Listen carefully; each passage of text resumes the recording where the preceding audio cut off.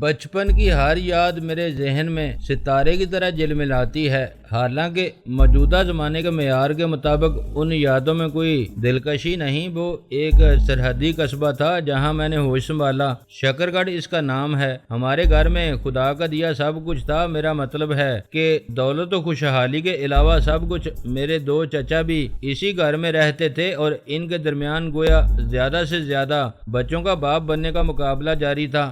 میری دونوں چچیوں کی حالت عبرت ناک تھی۔ دونوں ہڈیوں کا ڈھانچہ بن چکی تھیں، جسم میں گویا خون کی رمق تک نہ تھی۔ بیٹھ جاتی تھیں تو اٹھا نہیں جاتا تھا اور اٹھ جاتی تھیں تو لگتا تھا کہ ابھی گر پڑیں گی، لیکن بچوں کے معاملے میں انہوں نے ہمت نہیں ہاری تھی۔ گھر کیا تھا؟ بس ایک بڑا سا نیم پختہ ہال نما کمرہ تھا جس کے وسط میں 1.5-2 گز اونچی ایک دیوار کھڑی کر دی گئی تھی جو پردہ داری کا نہیں محض حد بندی کا کام دیتی تھی۔